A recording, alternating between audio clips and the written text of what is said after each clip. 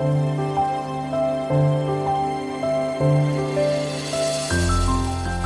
درود خدمت شما شنوندگان عزیز. در این لحظه با برنامه یک شنبه با کلیسا همراه با شما عزیزان هستیم.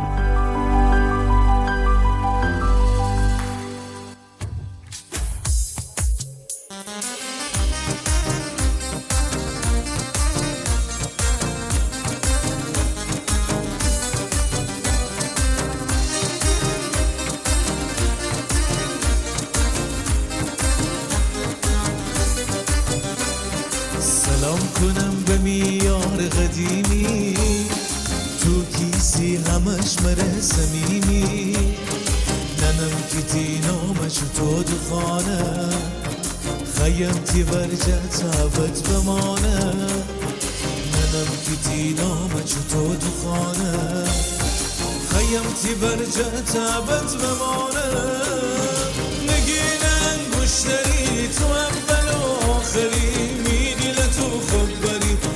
سقط مخشری نگیرن گشتری تو اول و آخری، میدی لتو خوب بری آخی سقط مخشری.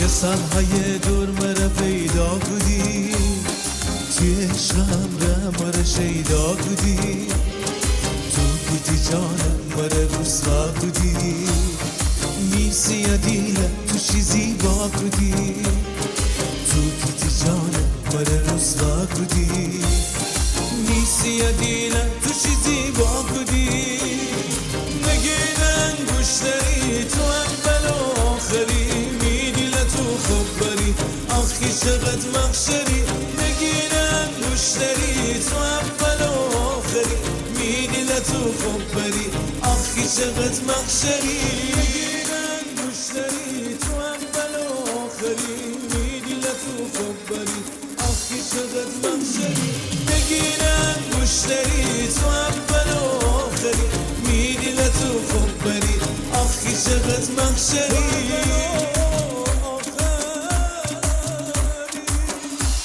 سلام خدمت شما شنوندگان عزیز، امیدوارم شیمی حال دل امی سرود پرستشی منستن که با هم گوش بگودیم. خب بابا تشکر کنیم از امی برار پارسای عزیز و از امی برار خاخوران در گیلک مدیا که همیشه با سرودای پرستشی همراه شارژ کنده. عزیزان دل، امروز ایت بار دیگه در خدمت شما هستیم تا با ایت دیگه از موضوعای برنامه رادیو با هم گپ و گفتی بداریم و به ایت نتایجی برسیم. امروز قراره در مورد چیزی حرف بزنیم که خیلی ازش فرار کنیم. مرگ، طلاق، جدایی، بیپولی، شکست. بله قشنگ نیه اما واقعیت داره. چیزایی که وقتی عیده انگار زندگی یه دفعه عوضه بین او چیزایی که فکر گودی کنترل گودن دیری اما دینی اصلا تی دست میان دینه.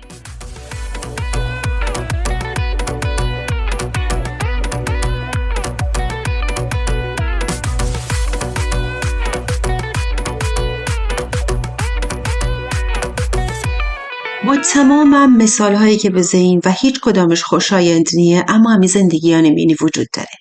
با تمام گپایی که بزنین ایت جمله خیلی مهمه. زندگی در جریانه. بله عزیزان، موضوع امروز برنامه که خواهیم راجبش گپ بزنیم و حتی ایت مهمان عزیزم داریم. زندگی در جریانیه و کلمه‌ای به نظر من خیلی مهمیه. بشیم سراغ مرگ. کلمه‌ای که همه شناسیم ولی هیچ وقت نخواهیم اون قبول بکنیم، یعنی در واقع اون رو آماده نیم. آدم تا وقتی که عزیزی از دست بده فکر کنه که مرگ فقط ایت خبره یا ایت مراسمه که چند تا شاخه گله و چند نفر لباس مشکی دوکنه و چند تا جمله های تکراری همدیگه رو گده. ولی وقتی مرگ وارد خانه خودمان به، وقتی اسم کسی اشتبی که اونو دوست داشتی و دنسه تی دنیا ده او دنیای قبلی نیه. بعضی قوان صدا نره، آدم راشه، غذا خوره، حتی شاید خنده بکنه، ولی درونش یک چیز دیگه ایسه که اون برای همیشه تغییر بکنه. از دست دادن آدم ها فقط دشن نبود نیه، عادت هایی که اوشن امر داشتیم میره. مثلا هنوز خیلی گوشی او سنی و آدم رو زنگ بزنی و اتفاقات روزمره اونو تعریف بکنی. یهو تو رو یاد ده که فکر نه آدم ده نسه و افت یه طرفیه.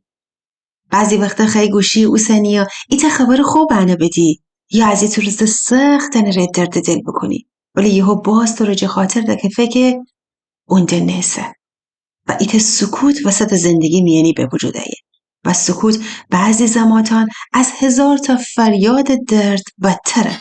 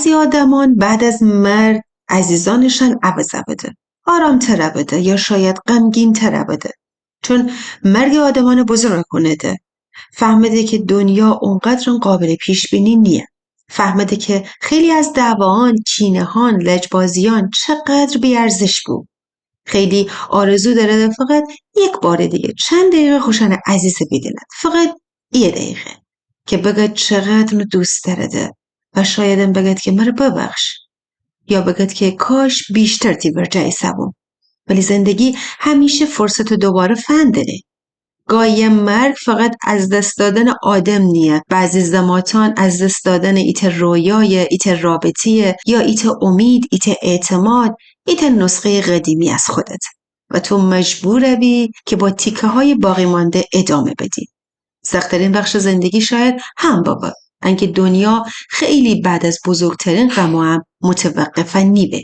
خورشید طولو کنه مردم خنده کنه ده ماشینان رد بده و تو تی ورجه فکر کنی چطور ممکنه دنیا هنوز عادی بابا وقتی می زندگی زیر و رو باباسته ایه که باید جمله فراموشن نکنیم نه اینکه بگم که همه چی فراموش کنیم و او عزیز فراموش کنیم نه باید بگیم که زندگی در جریانه شاید راز ادامه دادن زندگی هم بابا آرام آرام یاد گیری غم خودت هم را حمل بکنی یا اینکه فراموش کنی بعضی از آدمان هرگز فراموشن نبوده فقط یاد گیریم که اشان جای خالی هم را زندگی بکنیم و خیلی عجیبه آدم هایی که بو شده گاهی بیشتر از وقتی که زنده بود امی میان حضور دارده امی گپ گفتان میانی امی تصمیم گرفتنان میانی امی ترسان و حتی مهربانیان میان تنین بگردیم بگیم که شاید اون موقع زنده بود باید امی حواس بیشتر جمع باسیبی یا اینکه تنین بگیم که انهو عشق واقعیه عشقی که حتی مرگم نتلونه خاموشه کنه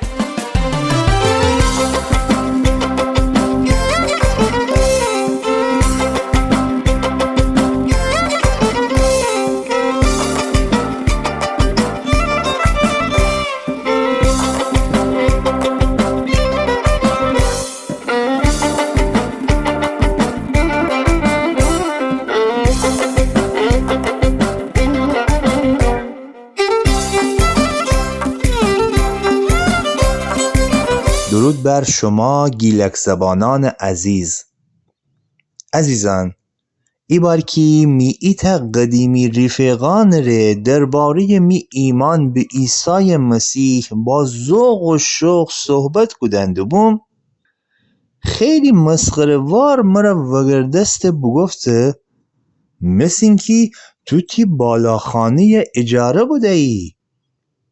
راستش بخواهید او زمان مرا خیلی بر بخورده، اما چندی بعد وقتی کلام خواندنده بوم در ایت از داستانهای عهد عتیق خداوند می خاطر تسلی بده.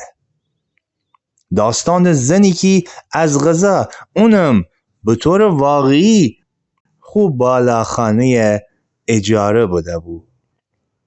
داستان زن شونیمی و مرد خدا الیشع در کتاب دوم پادشاهان باب 4 آیات 8 تا 10 خنیمی که هر زمان الیشع به شهر شونیم شویی زن شونیمی اون دعوت کدی به خو خانه تا مرد خدا نان بخوره. روزی زن شونیمی خو شوهر بگفته حالا که بدنستیم الیشع مرد مقدس خدایه، بیا امی خانه سقف و جور ایت بالا خانه مرد خدا وسی چه کنیم.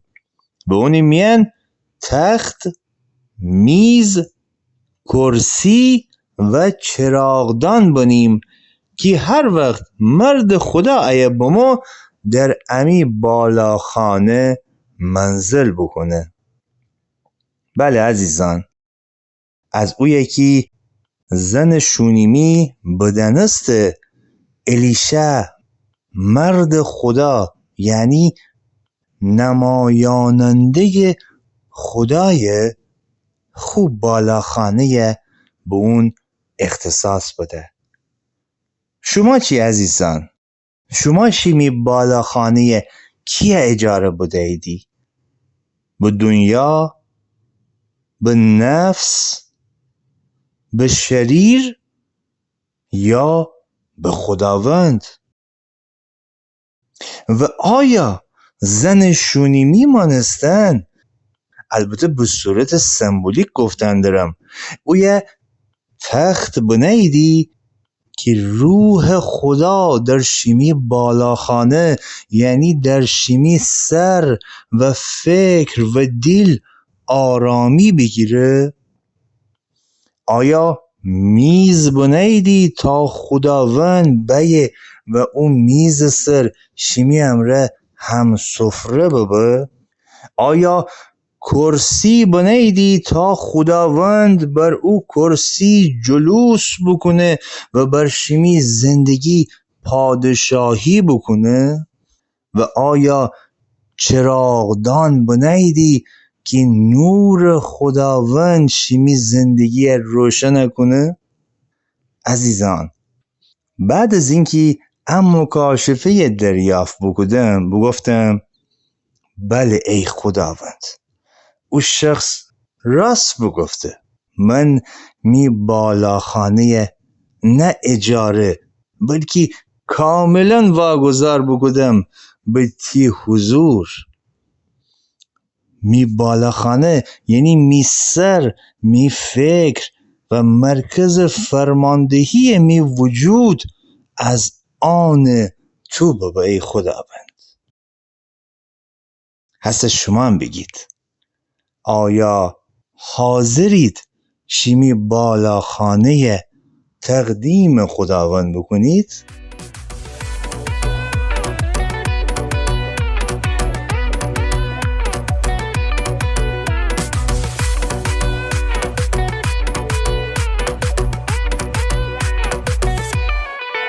بیشیم سراغ ایت موضوع دیگه، طلاق و جدایی.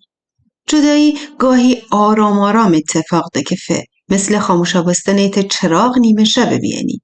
نه دعوای بزرگی، نه اتفاق عجیبی، فقط دو نفر کم کم از هم دوره بده. و تلخترین قسمت ماجرااییه که خیلی زماتان آدمان قبل از اینکه از هم جدا بود ماهایده که از نظر احساسی تنهایده، کنار هم زندگی کنده اما همدیگر رو نیدینده. طلاق فقط امضای چند تا برگه نیه، فگردستن ایت آیندیه. آدم فقط از این نفر جدا و نیبه. از خو برنامه‌هان جدا به، از خو آرزوهان جدا به، از خو نقشه و رویاهایی که برای سالهای آینده داشتی. از خانه‌ای که قرار بود با هم بدرد و امن ببه. گاهی آدمان بعد از جدایی خودشان گم کنده. صبح که خواب ویرزده ننده باید چی بکند.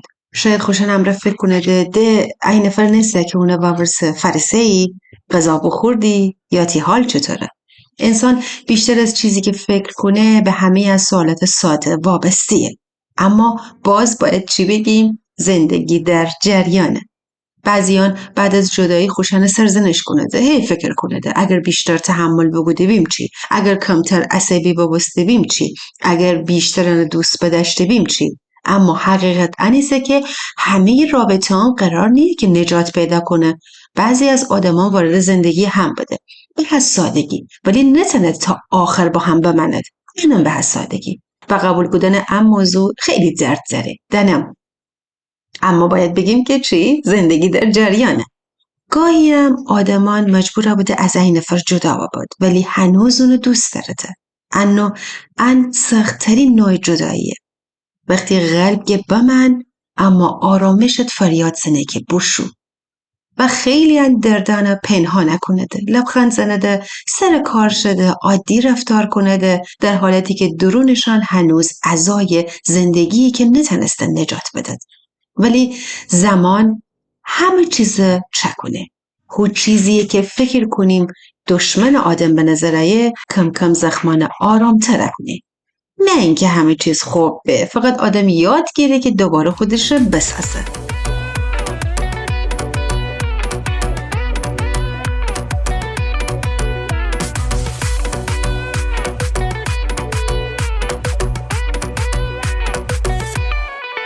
می جان دل برارخاخوران تمرج خاطر نوشو ای تشکر بکنیم از همه برارخاخوران عزیز در سازمان ترانسفورم ایران و کلیسای جامعه فارسی زبان و حتی تشکر داریم از همه عزیزان در کلیسای جامعه گیلک زبان و سپاسگزاری کنیم از همه عزیزان در رادیو PWR رادیو جهانی پارس.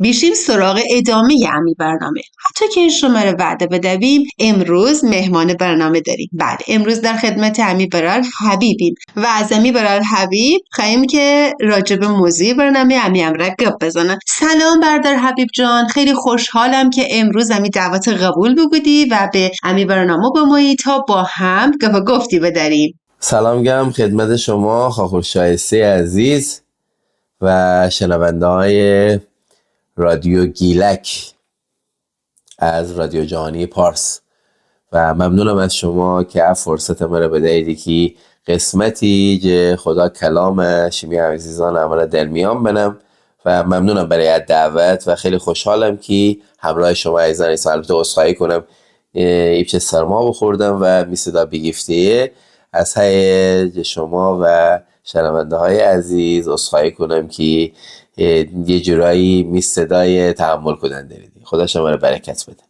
برادر حبیب عزیز من باز از شما تشکر کنم که با شرایط سرماخوردگی باز شمی وقت در اختیار امی برنامه بنایدی. دعا کنیم که هرچه زودتر شمی سلامتی به دست ببرید. اما در شرایطم شما رو بلند نگوتیم مزاحم شما ببستیم. من صحبت کوتاه بکنم و خواهم راجع به موضوع برنامه امروز که زندگی در جریان از شما بشنویم. ای وارد سلام عرض کنم خدمت شما خاخور شایسته عزیز و شمی شنونده های رادیو که وقت من بدهیدی که قسمتی که کلام خداوند شما عزیزان امره در میان بنم و سلامی عرض کنم خدمت تمام میبرا خاخوران در رادیو جهانی پارس و کلیسای گیلک زبان که بستر مهیا بکودد برای شنیده شدن کلام خداوند در امی سرزمین ایران و گیلان. چه موضوع عالی و ممنونم از انتخاب و درایت و اینکه بتونستم موضوعی مربوط به موضوع برنامه شما آماده کنم. زندگی در حال جریانه. خیلی میتونم ماجرایی به شکل کوتاه شما رو تعریف کنم و بعدا بشیم موضوع برنامه رو. میخوانه که زندگی کردن داره میته بالکن و تراس بزرگ داره که گوشه بالکن مثلا پرندهان حالا چیچینی کوتر کلاش اوی خوشنیری فک نیدی لانه چکونیدی و چند وقتی پیش بیدم ایتا کوتر با ما اوی خوره ایتا فک چکودو ایتا بقول فارس زبانان لانه چکودو و دون تخم موی بنه و بشو حالا شوی بیرون اتره بو طرف و خوره خرتخشال و یه جورایی او پوشال جمع کودیه آوردی و دور او تخمان نیی که زماتی که خودش نیسته و تخمان گرم بمانه. چند وقتی از هم ماجرا گذره و بعد از مدتی من اتفاقی رو نگاه کردم و بیدم ایت از او تخمان بشکفته. اول دیدم که علتش چی بود، گفتم شاید کوتر خودش بشکنه اونه. کوتر با ما اون صحنه بیده ولی ایت ده تخم وانستو و اون رو نیشتی گرم کدی شوی اموی تا بعد از چند روز دوباره با ما بیده ویدن تخم بشکفته. خب مطمئنن وقتی که اون صحنه بیده خود زحمتانه بیده ناراحت نبسته، دلنگران نبسته، قرصه بخورده ولی زیاد زمات نورده. پرگیفته بوشو بعد چند روز بوشو ایت جاجیگاه دیگه بیافت و تراس رو و بینا کنه ایت دفک نهد از سفری ره چه محکمتر و غیر قابل دسترستر چکوده. بله عزیزان، اما ماجرایی بگفتم که ریشه تمام امی نامیدیان امی غم و غرصیان در ترس نه. او کوتر نترسه که الان از تخمان بشکفته ده کار از کار بگذشته. نه، ترس به نه کنار، ترس دستهن، ترس شکست خوردن، ترس دلنگرانیان همه تنه به نه کنار و یاد او قسمت جه خدا کلام که جا داره از امی براخاخوران در سازمان ترانسفورمیران و کلیسای گیلک زبان و کلیسای فارسی زبان تشکر بکنم که کتاب گیلکی ترجمه امی به اصطلاح مقدس کتاب به زبان گیلکی هم آماده در دسترسه و هم تنید نسخه الکترونیکیشه در اپ چشمه دانلود بکنید و هم نسخه چاپیش هم تنیدی با کلیسای گیلک زبان تماس بگیرید که مطمئنا امی خاخور شایسته هم در انتها اونا آدرسیگه تنید تماس بگیرید و شمال نسخه چاپیش البته چه غرض ایران هر جای دنیا بخواهی شما ارسال کنید آمین که به زودی در داخل ایران و امی گیلان هم پخش شوید. خداوند کتاب یوشع فصل 1 آیه 1 تا 9 3 مرتبه یوشع تیدیل قرص بابا شجاع و دلیر بابا و حتی در آیه 9 یعنی گه تنه نگفتم نبا ترسین، تنه نگفتم زهله نبا کدن، تنه نگفتم حراسان نبا بستن. بله عزیزان، خداوند ای یادآور بکی زندگی در جریان یوشع. چرا ترسی؟ مخالف داری؟ نبا ترسین، من تی امرهیم، من تی هوای درم. چون که وقتی در آیه نگه که ترا امر نکدم یعنی اطمینان داریم یوشعی که بعد موسی بوست یه جورای رهبر قوم 100% مخالف زیاد داشتی ولی خدا نگه که نبا ترسین. ریشه تمام چیزانی که باعث به امن او جریانی که در زندگی وجود داره یه جورایی باعث بکی اما به خیلی چیزان فکر بکنیم جغرزون که زندگی در جریانه. پس عزیزان می جان دیل برخا خورند اگر خواهیم از زندگی ادامه بدیم چی بخییم چی نخییم اتفاقا پشت سر هم دیگه پیش ایه، ولی چند در خوبه که ام مسیر درون امان در ام مسیر جریانان حرکت بکنیم و بیم او ترس امیجا دوره کنیم. تمام امی توکل اعتماد بریم خدا رو، خدایی که انجیل متی فصل 6 آیه 25 تا 34 به صراحت امره که اگر او خدای اعتماد داری پس نگرانتی فردا نوابستن چی بخوری چی دو کنی، چون که امرو نگرانیان امروز دیده بسته، فردا خودش ایه و اون نگرانیان چی نگرانی ببه چی نبه خوره ایه. پس چند در خوبه که بدون اینکه دل نگران ببینیم، بدون اینکه ترس بداریم که ریشه تمام نگرانیانه، به فردا نگاه بکنیم. الان نگم که تلاش نکنیم حق سعی نزنیم، ولی الان بدم معنی نیه که غم و غرصه و ترس بداریم، که در واقع ترس ریشه تمام دل نگرانیانه. او کوتر شما رو یاد بیه، او کوتر نترسه، قرصه بخورده ولی نترسه، به گفت فردای مامون داره. تا این نفر میره زانوی غم به بغل گیریم، عزیزان باییم اون ریشه بخوش کنیم که در واقع ترسه.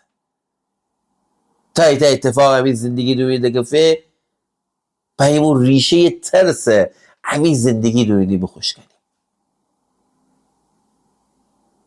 خداوند همی امره و همی هوای داره. با آخر پسیم خواهیم دعا امره پیغام تمام کنم که ای خدا جان، ای عیسی مسیح، همی دل غرص بدر ایتا حکمت جتی ور امره فدن که بتنیم از سختیان درونی زندگی میان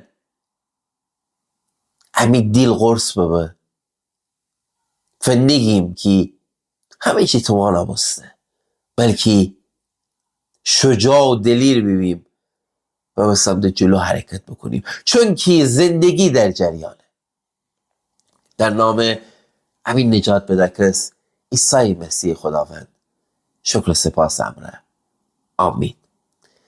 شیمی جان ممنونم، خواهر شایسته عزیز و شیمی شنوندیان که او وقت مرا بدهیدی که قسمتی کلام خداوندی که می دل میان نهوی شیمی همه در میان بنم. خداوند به فراوانی شما را برکت بده. در خدمت شما ایسان خواهر شایسته.